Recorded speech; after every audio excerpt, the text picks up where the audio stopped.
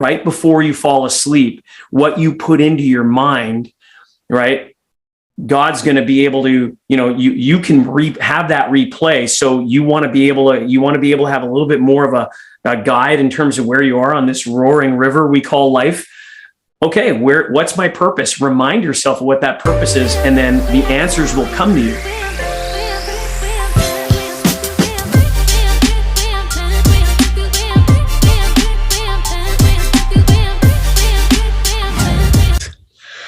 All right, guys, it's Craig Capurso here with Joe Marcoux, and he is coming to us hot today. Joe and I had met at a business conference. It was like a 7-figure mastermind with Vince Del Monte, putting it on for other fitness entrepreneurs in the industry. Vince was my coach for the past year, helping me grow some of my fitness businesses more on the one-on-one side. And, now I'm transferring more to the group pod type training and different things. But Joe was one of the speakers, and I wanted to bring him in here because he's got just a wealth of knowledge, but we also talked on the side, and I said, hey, you can't just come on here with all your success. You got to talk about that pain and what you struggle to go through. And we plan to bring that up today. So without further ado, we got Joe Marcoux on the line. How we doing, Joe? Craig, I'm stoked to be here, man. I'm doing really well. Right from the Vince's event, I went to Atlanta, then I went to West Palm Beach, Florida. I was supposed to head home, but my wife got COVID. So I was supposed to go from West Palm Beach up to Canada, where I am right now. So I opted not, because I was speaking at another Craig's event, Craig Ballantyne, at his Unstoppable Mastermind. So I just went directly to Mexico and got back, and yeah, it's been a whirlwind. It's been go, almost a full month of travel. So considering 2 years of not traveling with the COVID thing, and now it's like, okay, live events are back, baby. Let's go. That's it. And you're in Canada too. What part of Canada? I'm in Winnipeg, Canada. So it's smack dab central. Basically, look at it 7 hours north of Minneapolis or 2 hours north of Grand Forks, North Dakota. So it's cold here in the winter. I understand. So how were lockdowns for you? How did COVID treat, because we see Canada from afar, and they seem a little bit more draconian than, what the US had in certain states anyway. How was that for you? Yeah, it depended on the province that you lived in.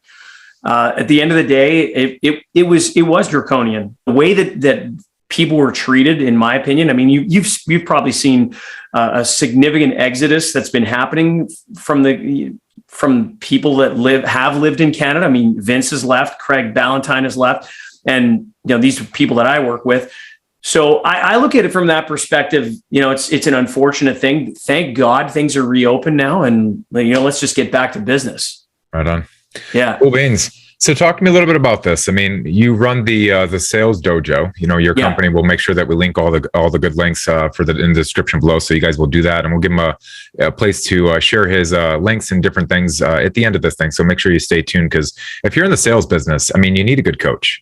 Joe, I heard him on stage. He comes in there, and I run sales in multiple different facets with the gym as well as my online fitness business. And a lot of times we're trying to just get people off the ledge because they're the blocker of their own life. So how'd you get into it, Joe? And tell me a little bit more about that backstory that led you to, being so passionate about sales. The thing with sales, how I got into it, I first got into it just because of my passion for exercise. So here I was as a young guy in my mid-teens, and I got asked to go and work in an exercise equipment retail store, and, got into it to a certain extent and understood the idea of just having a conversation with people. And then I got mentored, and I was told, you know what, you got to start reading, and you got to go to live events. And one of the first live events I ever went to was a guy by the name of Jim Rohn. All right. And if you know Jim Rohn, I mean, does anybody know Tony Robbins? Because Jim Rohn was Tony Robbins' mentor. That's right. So that was one of the very first events I went to, and I was all of 17, and that just blew the door open. And then, from there, Zig Ziglar, Brian Tracy, Bob Proctor, Tony Robbins, and, things have evolved ever since. And so I ended up opening up my very first exercise equipment retail store due to my passion for fitness equipment and fitness in general. I wanted to help people provide tools where they could exercise in the convenience of their own home. And all the stuff that we offered back when I had my store was exceptionally high ticket. It was high end stuff. So I opened up my first store at the age of 20. Right. And I think of it now, man. I mean, Craig, I've got kids that are ranging from soon to be 31. I have a daughter who's almost 31, twin boys of 29, a daughter who's 26, and a daughter who's 23. And it's like, yeah, opening a store at 20 years old today, it boggles my mind. Wow. And I had to learn pretty quick that sales wasn't about being manipulative. It was about how to have a conversation with people so that they could come to a place where they want to buy from you as opposed to feeling like they've been sold. That's always been my approach. Well, most people are looking, right, Joe? I mean, correct me if I'm wrong. Sales does get a bad rap, and there's times that I hated sales, but I think the higher the ticket of sales, I think the more I liked it. I think it's just when you're just trying to pitch something small that you don't have that energy and that like dopamine rush. You're just like, I'm just another guy sitting over here selling, hawking, whatever. But if I understand it correctly, in the way, I think everyone should look at this is like people are in the marketplace to buy. It's not like you're selling them something that they had no clue that they were buying that day. And, but in the back of their mind, they're like, oh, maybe I should have that, because essentially you're often not, meeting with people, especially on the high ticket side of things, with something that wasn't on their radar first. They're usually in the market or basically warm to it anyway. Am I right? And you're just proposing that your solution is better than the next. And there's a percentage of people, if we just round numbers, 20% of people are now buyers, 60%. And then there's another 20% of the people at the bottom of the scale, they're never buyers. Right. And then there's 60% of the people that require a little bit of persuasion and influence. And that's where being a good salesperson, again, when I say persuasion, it's not to manipulate, there's a difference. Yeah. Right. And this skill is something that you acquire, and then it's something that you have to practice.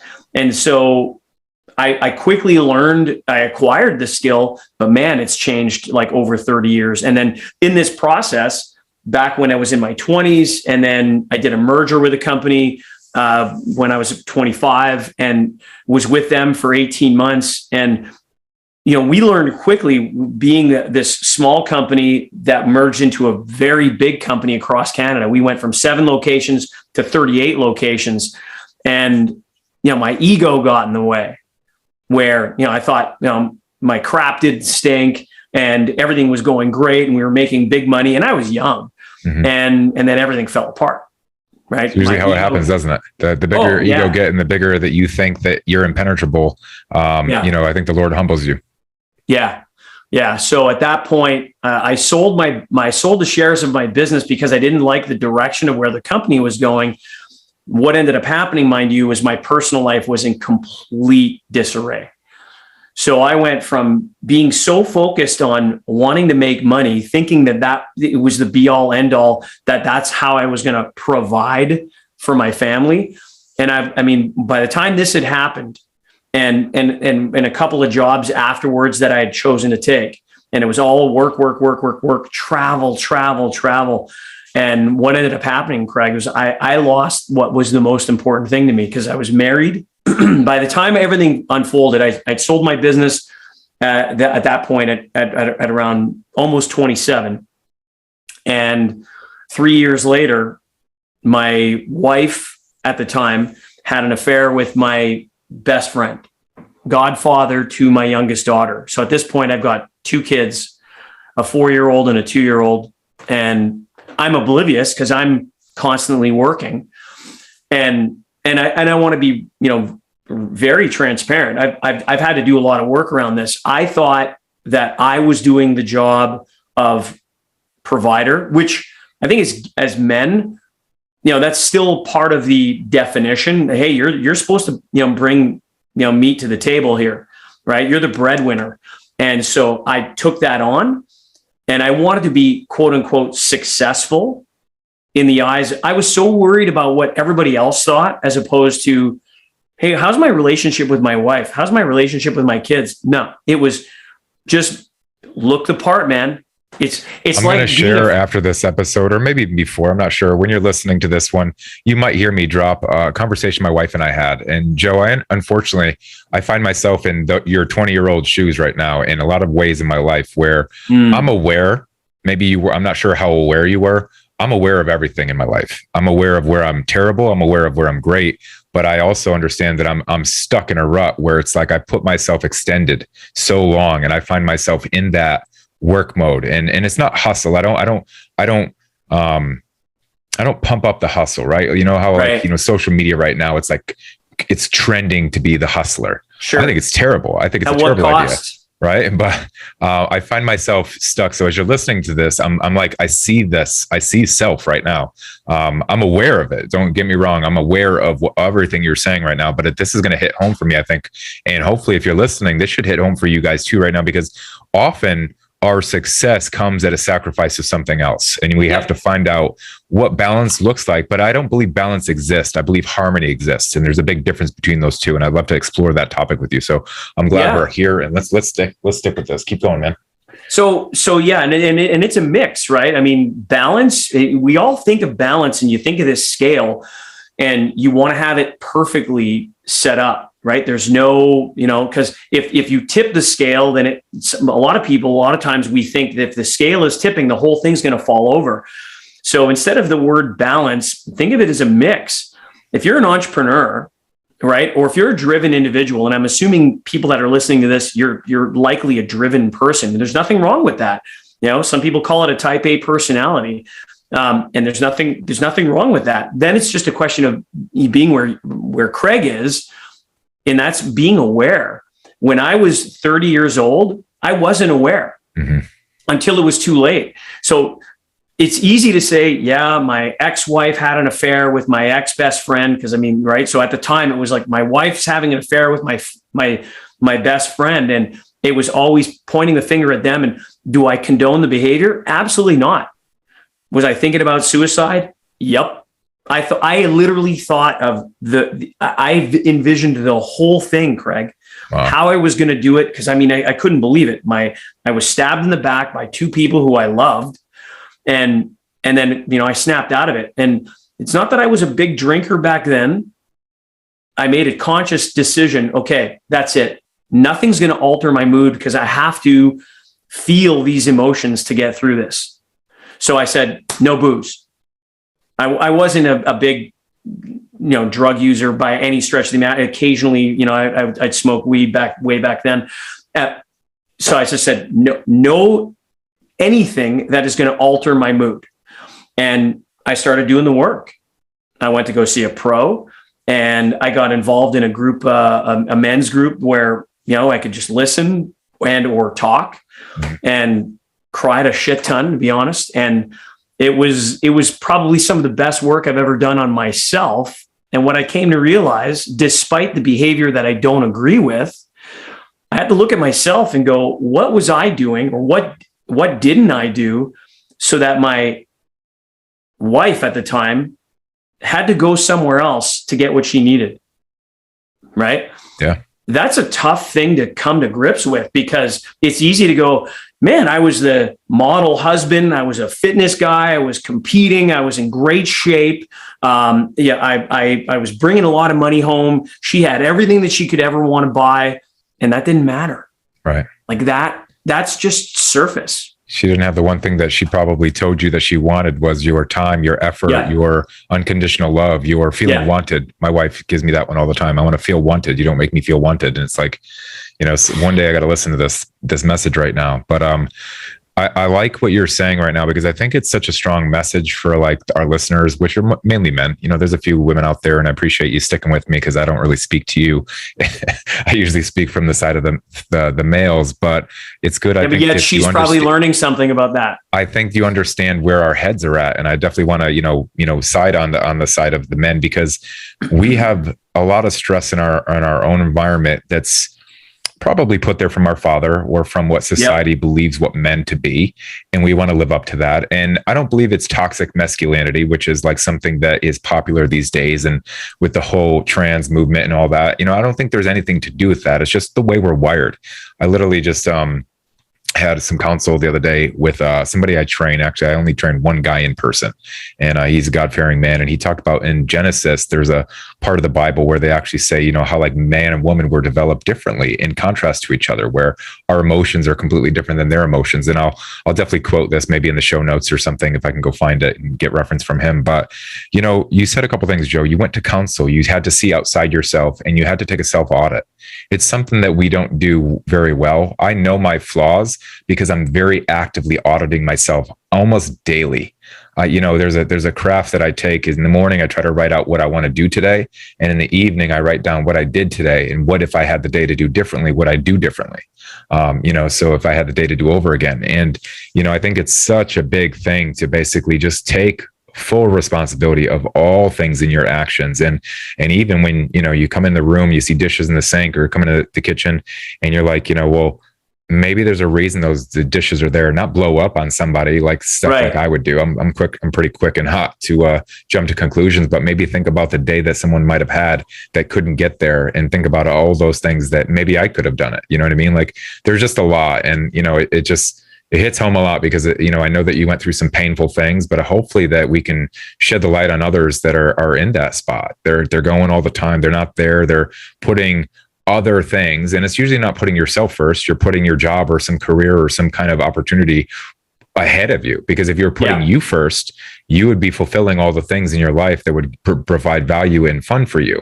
Not the drinking, not the booze, not, you know, if you're cheating, it's the things that are going to provide fulfillment. And later on in life, for me, that was faith and that was my family a lot more than the fame and the glory that I thought that I had that would make a difference. Right. And it's funny because there's a couple of things that you've just said here that are resonating. Number one is, you know, there's nothing wrong with having goals, and achievement is fleeting. I mean, I don't know if there's listeners are going to be able to view this, but you know, I've got a lot of these trophies, and I know you do as well. Like they're from when I was competing in bodybuilding, and you know, visual reference. He's holding up a trophy.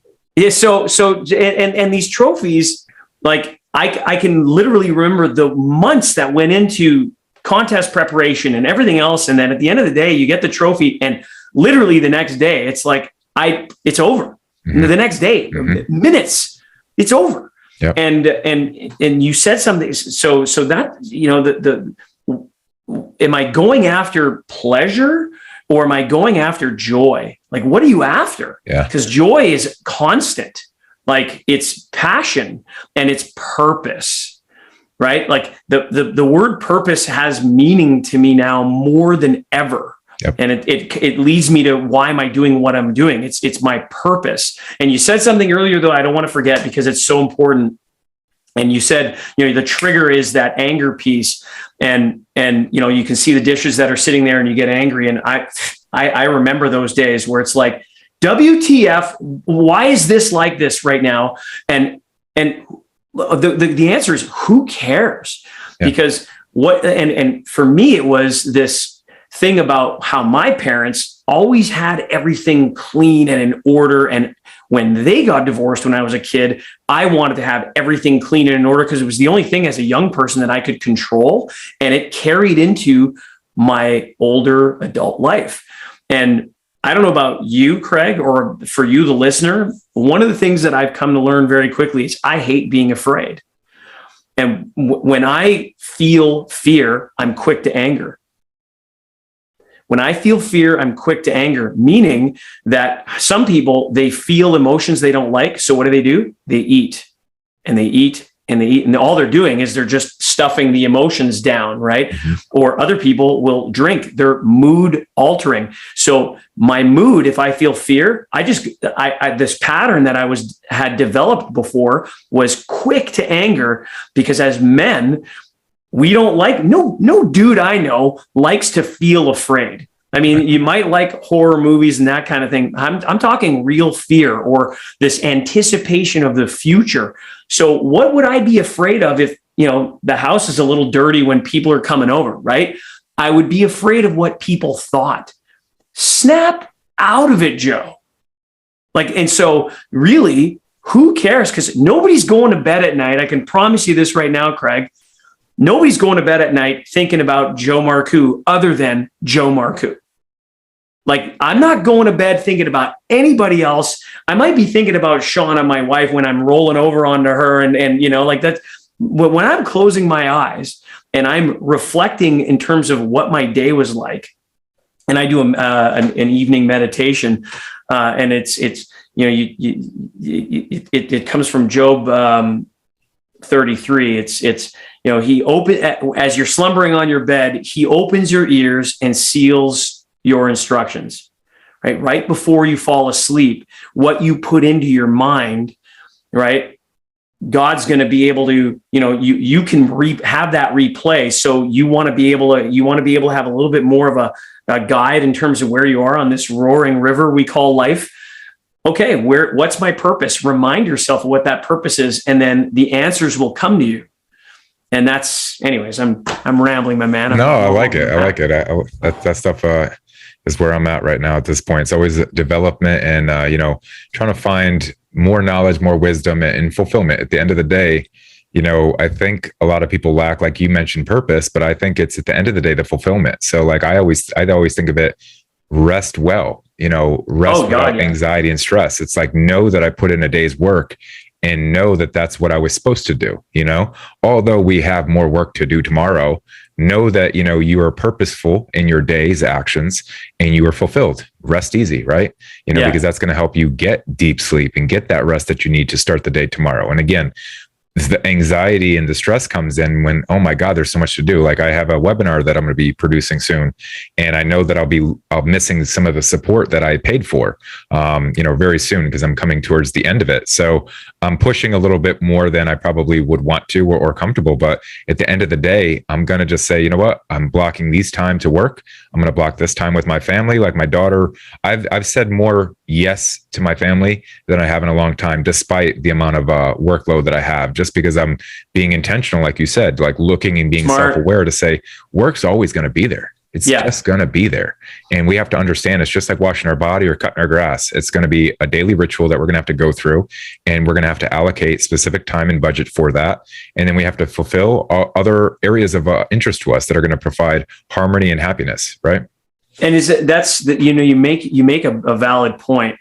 For me, it's when I'm looking at my daily or my weekly calendar, I'm looking to put now more than ever, more of that white space so that I could, you know, have my business and my work around me instead of me working around my work. Mm-hmm. So if I prioritize negotiable date night for Shauna and I, Sundays are family dinner night. Like these are things that are just like, this is it. These are the way things go. And, you know, like the more of that white space in the calendar, so it's not appointment. Listen, I mean, like you just said, the work will always be there. And I recently saw something with Alex Hermosi where he says, it's like, we're all playing this poker game, and you can all get as many chips as you want. But at the end, the pit boss, AKA the Grim Reaper, is going to knock you on the shoulder and say, okay, that's it, man. You got to leave the table. And guess what you do with all those chips? You put them right back in, because you ain't taking anything with you, man. That's right. Nothing. So let's hope that we can take the memories. And what memories do you want? The work that you did, or the quality time that you spent with family, or how, you know, the little things like Jordan Peterson recently was saying about that, the little things of how do you get greeted when you come home, or how do you greet people when they come home? Because that's the stuff that really matters. It's not, you know, turning your back to somebody when you're on your phone when they walk in the door. It's put your damn phone down and give somebody a hug when they get home and let them know that you care about them. And it's stuff like that matters, man. Yeah, it's cool that you said that. And have you met Jordan Peterson? I mean, I know you guys are up from Canada. I just assumed that Canadians know each other. Yeah, no, I wish. It's like, when I leave, I keep the light on. But no, I wish. I really value what he brings to the table and how his philosophies, they resonate. And he's changed a lot recently. He's had some breakthroughs in faith and different things. I think he's found himself in another way, and I really like who he's becoming, you know, which is really cool. He's super vulnerable. And I love what he's saying about, you know, men need to be valued. And there's aspects of as men that, and I'm like, whether you're an entrepreneur, white collar, blue collar, there's especially the men that are doing the dangerous work out there. I mean, we take them for granted, right? These people that are building buildings, these people that are working in infrastructure, these people that are like that, the majority, and I'm not saying all, I'm saying the majority of men that are, in the military. I mean, these are a lot of people that are just taken for granted. And sometimes people say, thank you for your service. I appreciate you. And it's just a sentence that's coming out of your mouth. And I'll tell you what, even as a Canadian, I look at us, we're the 51st state, right? We're in the loft and the house parties down below, right?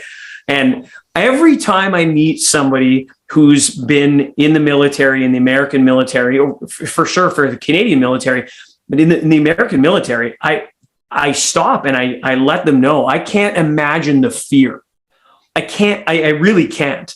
Like, to volunteer and want to go to these places where it's, when I say thank you, I sincerely mean it, because it's there has been a price. My grandfather, and for the viewers, the listeners, you may not see this. This is my grandfather's obituary, and he's on my desk. I've never shared this before, Craig. I'm going big with you, bud.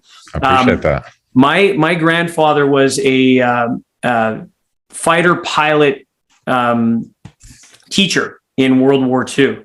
And I'm not kidding. Like, he's around me as I speak to you now. Like, whenever I do any type of inner work, spiritual work, and it's like if the question comes up in a RIM session, who's your guide? He's my guide. He's there. Yeah. And we wouldn't be living the way that we live right now in North America if it weren't for the people that fought for the freedoms that we have. And I think of it now, and you've heard this before, right? Like this idea of good times make soft people, right? Yep. And then unfortunately, soft people make hard times. Well, during those hard times, that's where tough people like my grandfather, and he was tough. Craig, I kid you not. We would be at a family function, like at a Christmas event where my grandfather had a huge family. So it'd be like 50 of us, French Canadian family, right? So it was like huge offspring and grandchildren.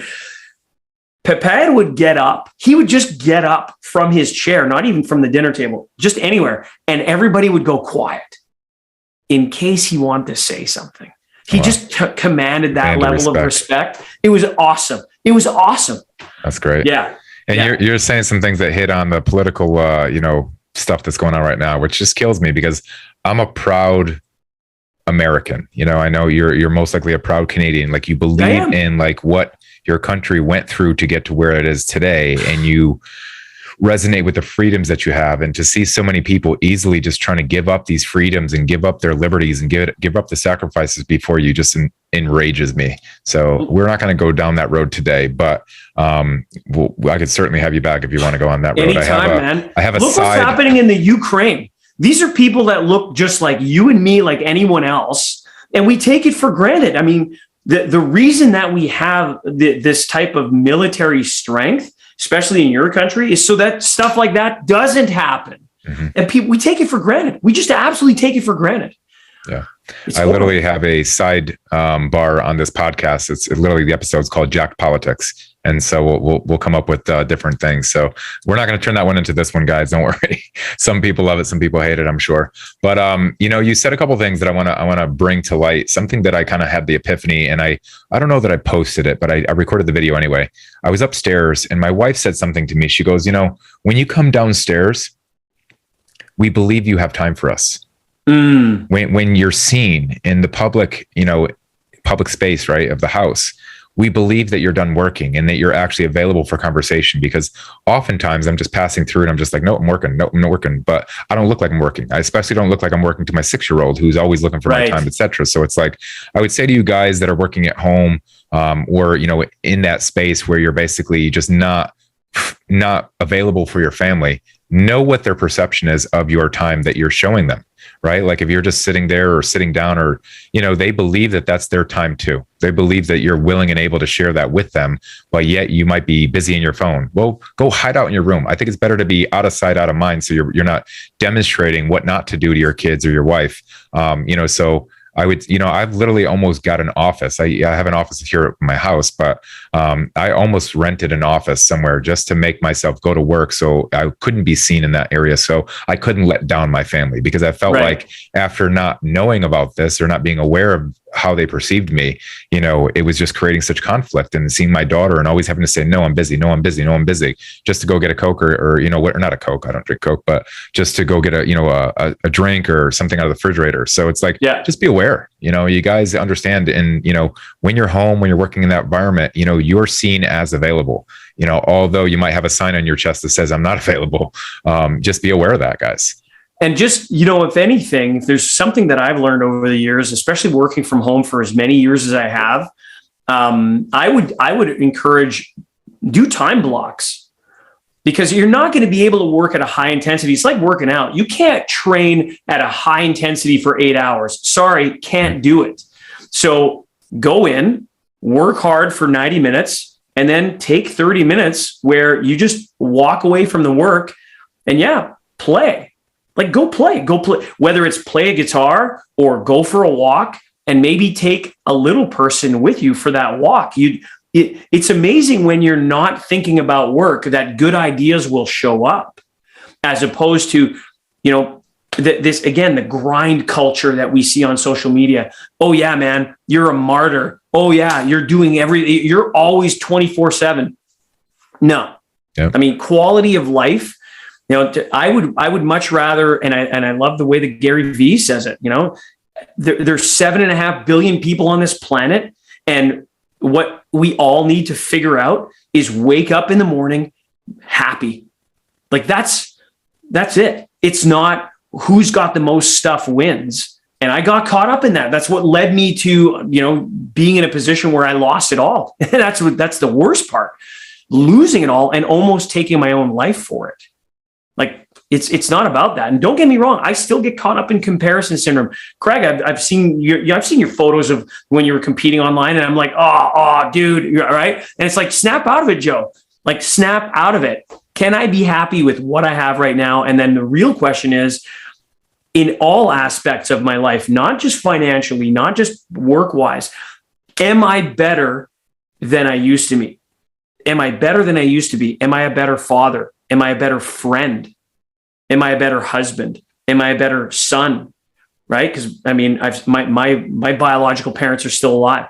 I mean, am I a better uncle? Like, and the truth is, as I ask these questions, I can audit myself and say, I need work.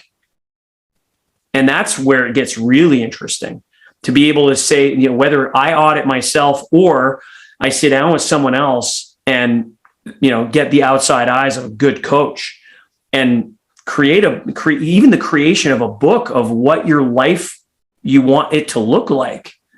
Like when you visualize it that way.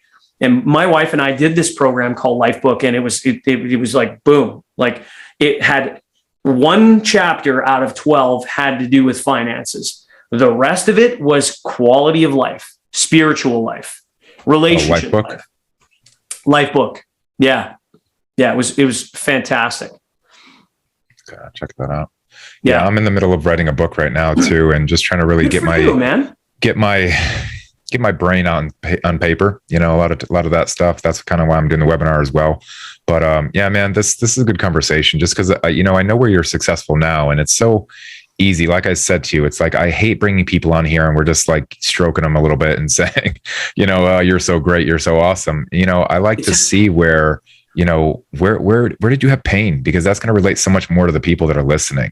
And man, you're telling me you're about to, you almost took your life. You had a really depressive situation that happened with your marriage and your best friend. And it's like, how do you overcome that? And what did you tell me? You said you self-audit, you took responsibility for the time you weren't there. And you said, okay, how can I change it? So how did you change it? How, you saw a coach, right? Yep. And I still have coaches in my life today and for different aspects, for different reasons. It's the smartest move ever. So what I did, Craig, was I went and saw a professional therapist, number one. And then here's an interesting story too. This guy was also doing a weekly anger management course. He said, you know what? We were in our session, and then he goes, I also do a weekly anger management course. I'd love for you to come. And I said, okay.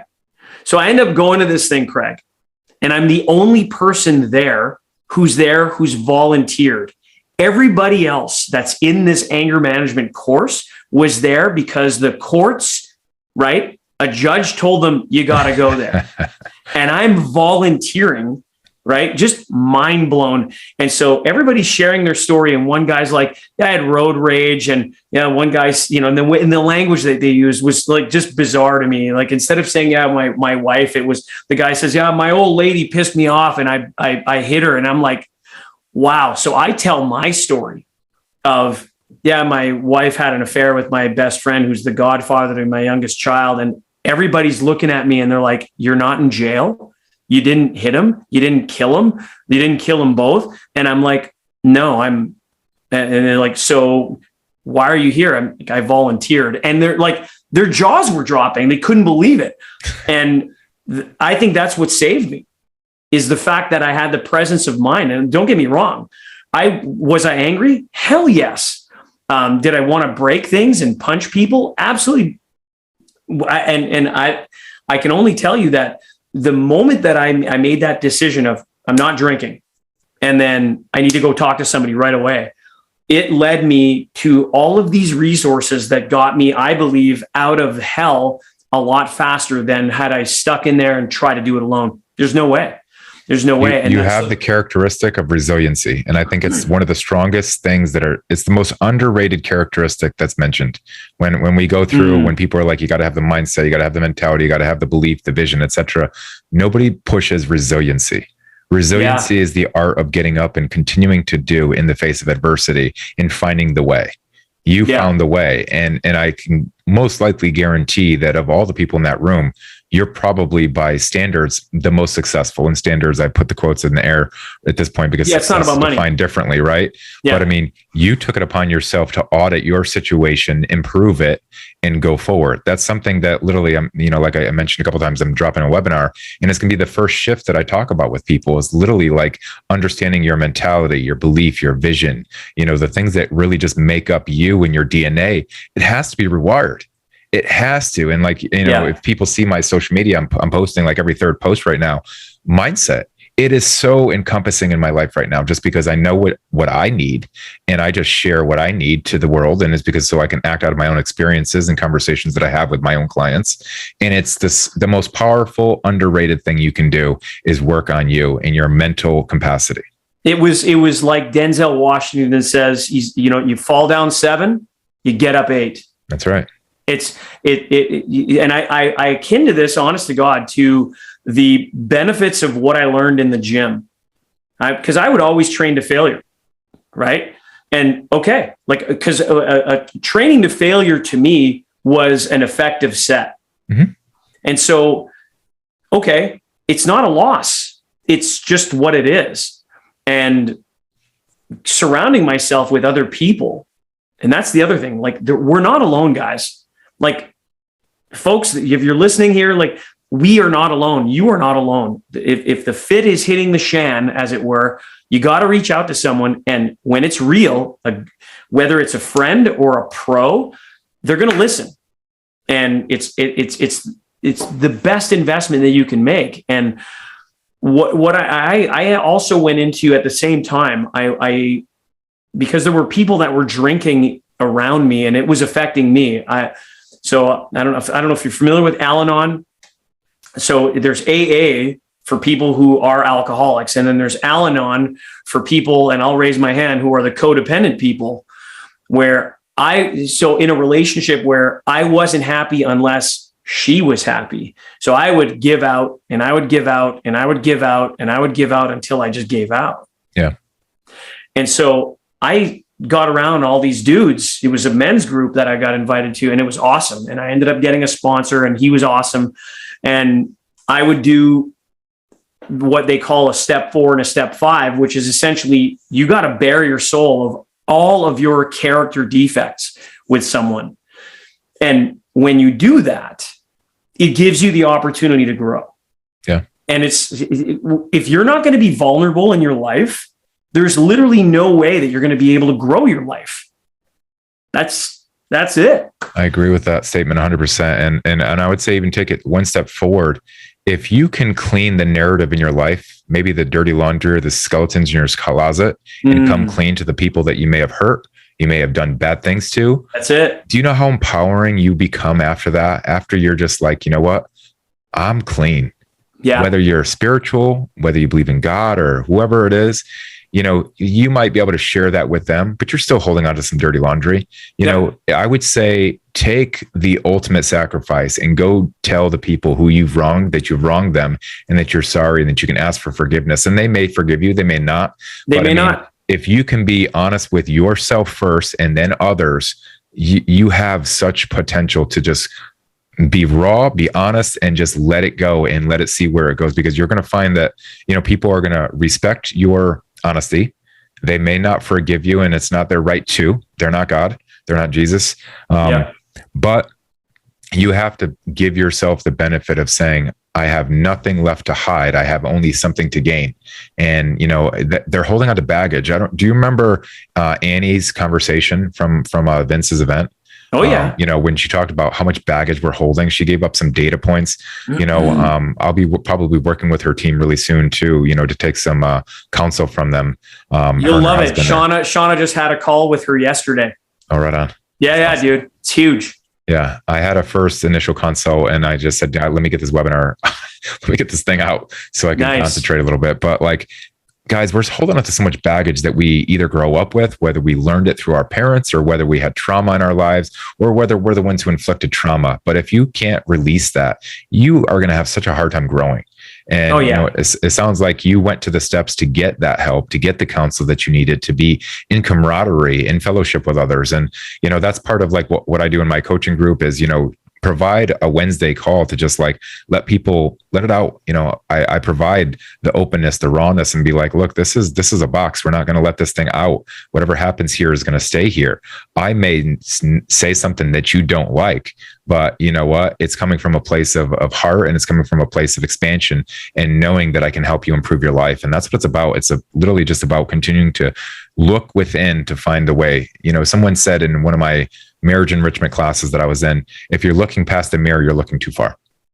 Oh gosh. Yeah. Yeah. I like that. That's awesome. Yeah. If you're looking past the mirror, you're looking too far. Wow. Yeah. It's not a window, right? Bedros Keuilian kind of made a reference to that. Don't keep looking out the window. Make sure the window is actually a mirror, because you got to look at yourself. Yeah. Right on. And it's hard work. It's absolutely hard work. And especially when you have somebody else who can be impartial. And when you bring it up, and you mentioned this about forgiveness, you know, whether you're seeking forgiveness or you're letting people know that you've wronged them. I remember going through this list of people. It's part of the 12-step process. And I reached out to some people, letting them know, hey, I did this, and I've been feeling terrible about it. And in a couple of occasions, they were like, I had no idea I don't even know what you're talking about.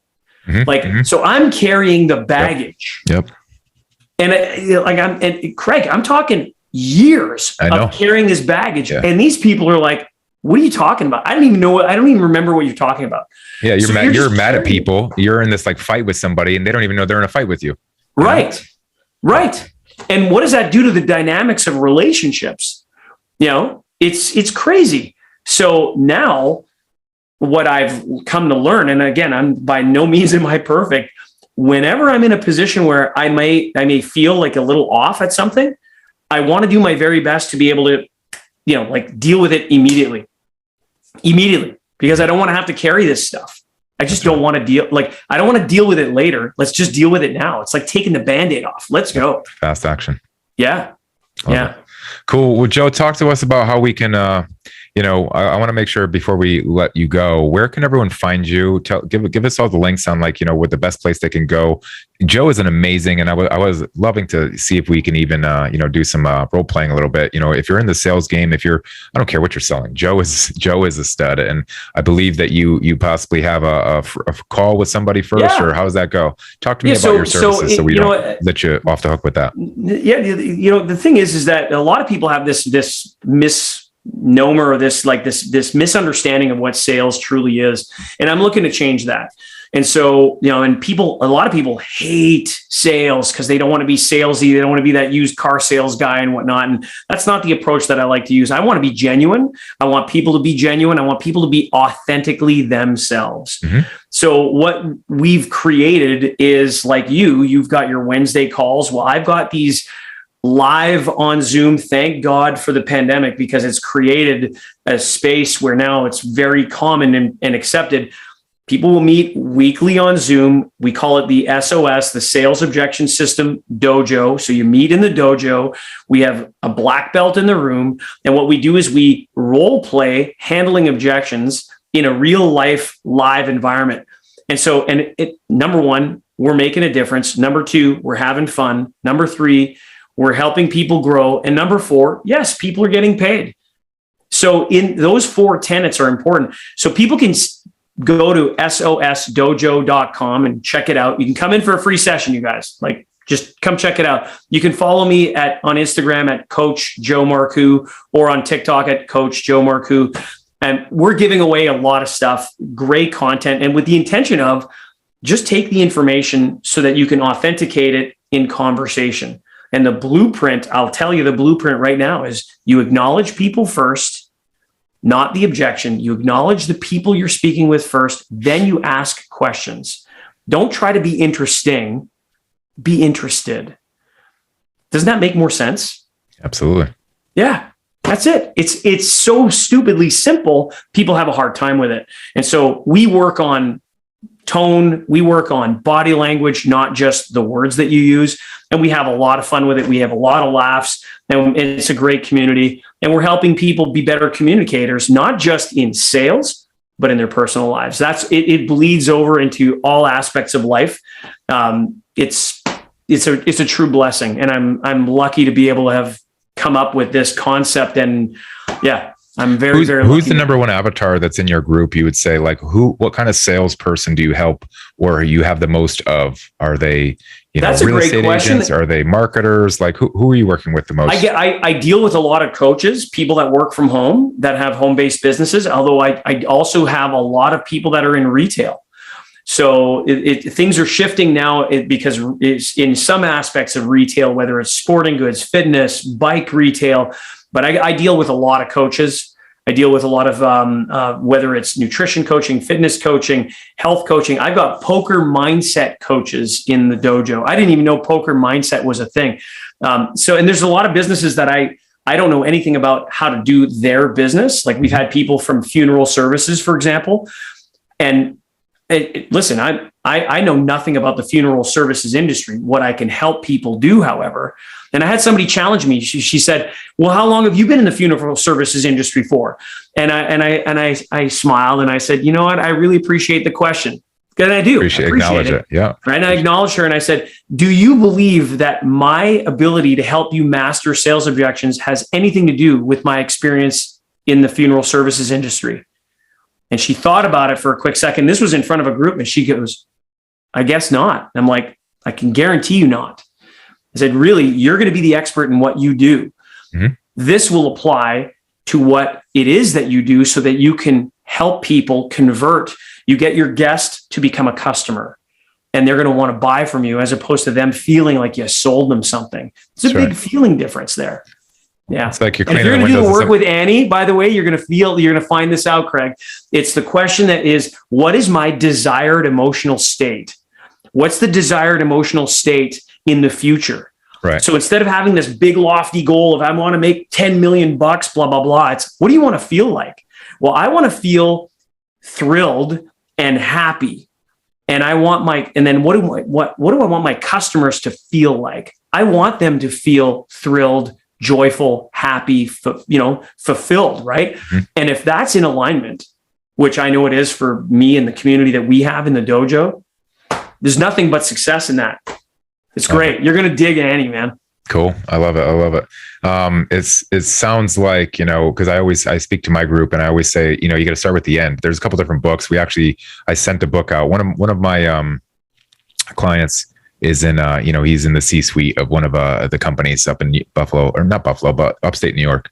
And, he sent to all of us the book. So I distributed it. He sent it to me, and it was more or less start with the end. So knowing what the end goal is first, and therefore backtracking it to, how do you get forward? But that's exactly what you want, right? Like at the end of the day, when you said the Reaper is going to come and grab us, you're going to pass. What are you going to leave? What's the legacy you're going to leave behind? And what do you want people to know you for? Or what impact did you want to leave on this earth?